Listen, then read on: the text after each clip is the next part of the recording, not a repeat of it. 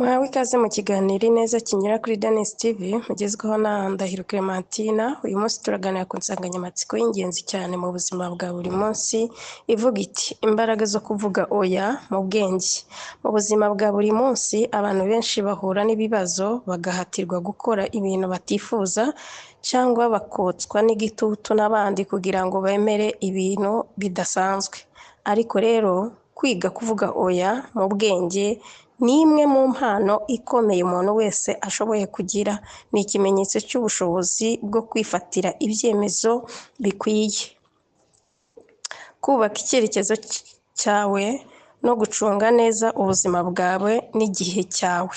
Abantu benshi banga kuvuga oya kubera ubwoba bwo gukomeretsa abandi, gutakaza inshuti cyangwa kumera nk'utita ku bandi. Ariko burya kuvuga oya mu bwenge ntibivuze kutagira urukundo cyangwa kuba umuntu mubi, ahubwo bivuze kumenya guhitamo neza no gushyira imbere ibyo wizera ko bifite umumaro mu buzima bwawe. Ingingo ya mbere, kuki abantu benshi batinya kuvuga oya? Ubwoba bwo kunengwa. Hari abavuga ko nibavuga oya bazafatwa nk'abatagira impuhwe cyangwa batita ku bandi. Kwitangira abandi cyane. Abantu bamwe bakunda kubaho bishimira gukora ibyo abandi babasaba kugeza aho bibagirwa ibyabo. Kudashaka kubabaza. Hari abumva neza ko ibyo basabwe bidafite umumaro, ariko bakanga kwanga kugira ngo batatakaza inshuti, abo mu muryango cyangwa abakozi. Kutagira icyizere. Abadafite icyizere muri bo ubwabo bumva ko kuvuga yego buri gihe bibaha agaciro imbere y'abandi. Ingingo ya kabiri, impamvu kuvuga oya ari ngombwa. Kuzigama igihe. Iyo wemeye buri kintu cyose usanga igihe cyawe kirangizwa n'ibidafite umumaro. Kuvuga oya bigufasha gushyira imbere ibifite agaciro, kwirinda ubuzima bwawe bwite. Iyo uvuga oya ku bintu bishoboka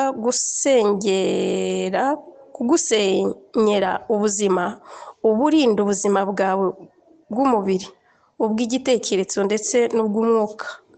Kubaka icyerekezo cy'ubuzima. Kuvuga oya bidahuye n'intego zawe bigufasha kuguma mu murongo mwiza. Kwirinda ubuzima bw'umubano. Hari igihe uvuga oya neza bituma umubano uguma ubusugire kuruta kubeshya wemeza ibyo udashoboye. Ingingo ya gatatu, uburyo bwo kuvuga oya mu bwenge. Kuvuga oya mu bwubahane. Ushobora kuvuga uti ndabizi ko ari byiza ariko ntabwo mbyemera.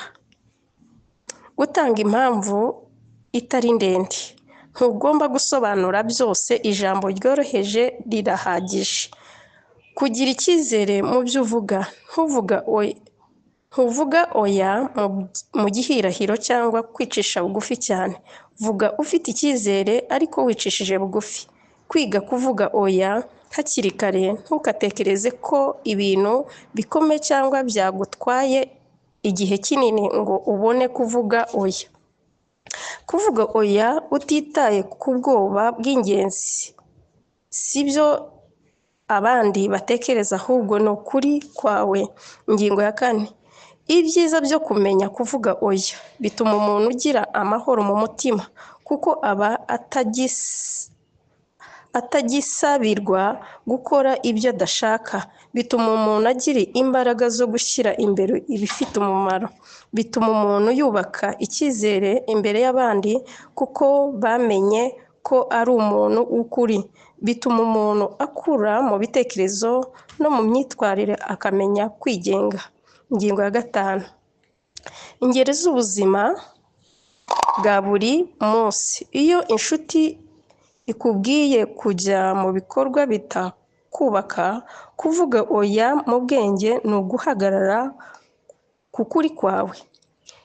Iyo ukorera sosiyete cyangwa akazi runaka bagusaba gukora ibinyuranye n'indangagaciro zawe, kuvuga oya ni ukugaragaza ubunyangamugayo ubunyangamugayo.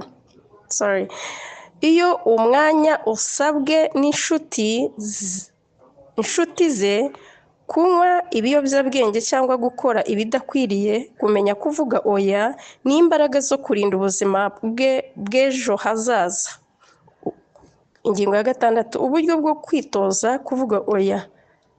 Tangira ku bintu bito nka gahunda zidafite akamaro. Shyira imbere intego zawe, urebe niba ibyo usabwa bihura nabyo. Menya ko igihe cyawe gifite agaciro. Iga kwicisha bugufi ariko udasuzugura ubuzima bwawe. Jya wibaza uti, ndemeye ibi bizamarira iki mu buzima bwanjye? Inama y'ingenzi: kuvuga oya si ugutandukana n'abantu, ahubwo ni ukwigirira icyizere no kwerekana ko ufite umurongo. Jya wiga kuvuga oya mu rukundo ariko mu kuri. Ntukigere ugira impuhwe ryo kuvuga oya igihe ubona ko ari